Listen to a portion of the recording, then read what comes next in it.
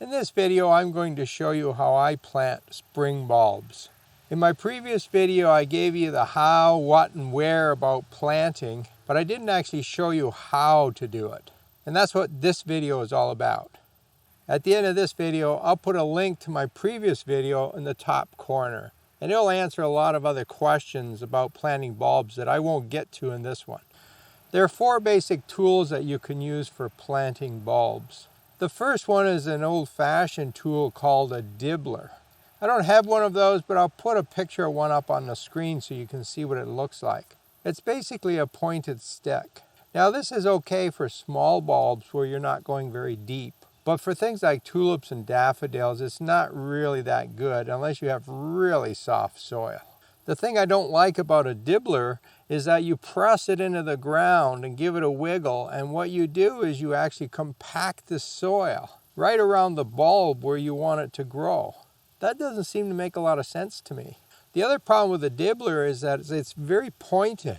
Now if you look at your bulbs, they do have a pointed end, but that end goes up. And the bottom end where the roots are is usually flat. So now you create this void underneath your bulb.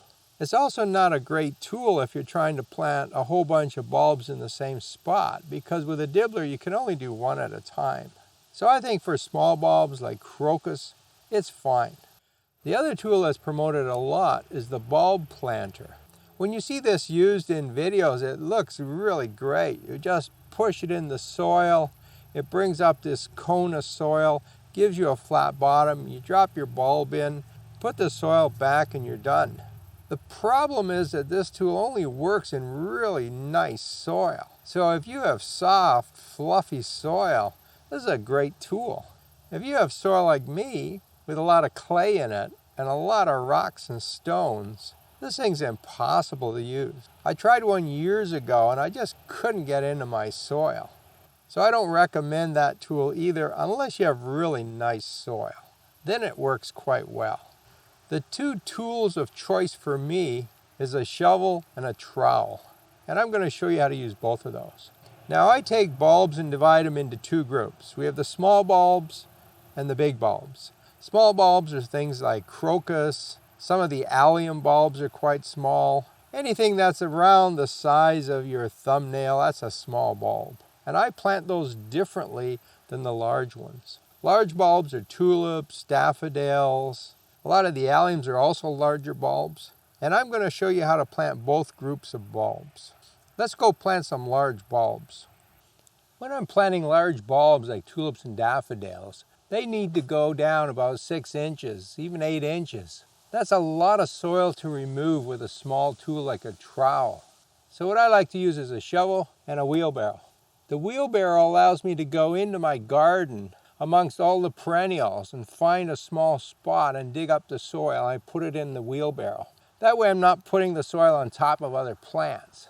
Now where I'm planting today is kind of open, so that isn't a problem, and I could have just put the soil on the side. But in a heavy planted bed where you're trying to add a few bulbs, it's much better to use the wheelbarrow. I've gone ahead and dug the hole, no big secret there. Time to put the bulbs in. Remember, bulbs don't really care which way is up, but I do tend to put them in the right way up.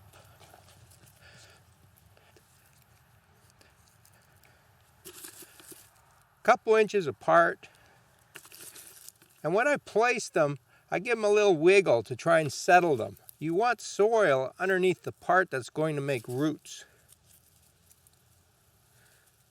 That one felt a little soft, so I just want to check it.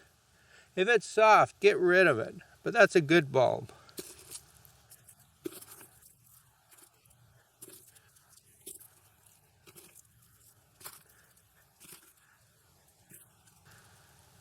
That one's mushy.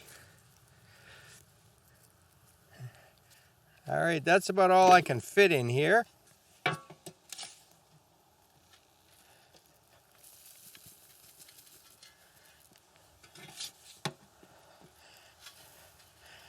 I add the first layer or 2 of soil a little gently.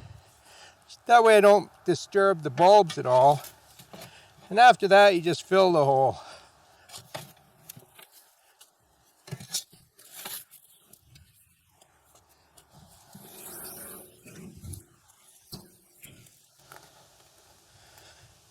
The squirrels won't bother these bulbs because they're daffodils and they're poisonous. But if I was doing tulips, the next step is really important. I gotta tamp this down and make it look like no one's ever dug here.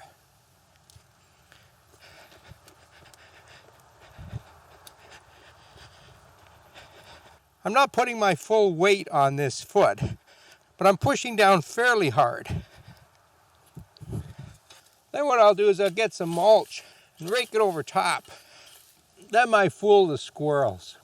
Now you'll notice that I didn't amend the soil. I didn't put in any fertilizer, no bone meal. These bulbs will grow in my native soil. I don't have a nutrient deficiency, so there's no need to fertilize. I also don't bother watering these things in, although it wouldn't hurt to water them a little bit. But right now the bulbs have no roots, so they're not going to use the water anyway. In the fall we tend to get more rain. That will soak the soil and the roots will eventually grow out. And that's it. 5 years from now I can come back and dig them up and split them.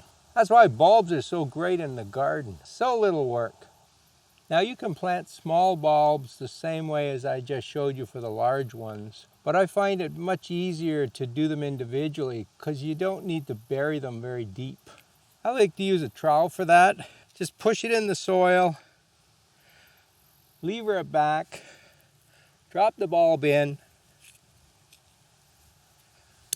and it's planted.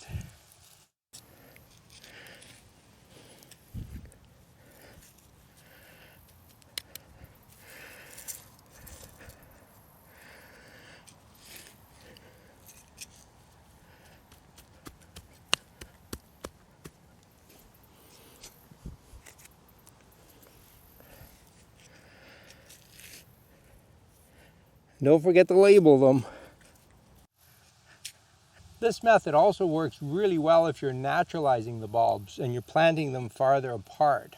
Even in a lawn, with this trowel you can get in deep enough to push the lawn back, put it underneath and allow the lawn to grow back. So you have almost no damage to the lawn, and in spring the bulbs will come up through the grass. I've now shown you how I plant bulbs, and you probably have some other questions about when to do it and how to buy bulbs and so on. And I've covered those things in a separate video, and I'm going to put a link to that video in the top right-hand corner. I hope you have some great flowers next spring.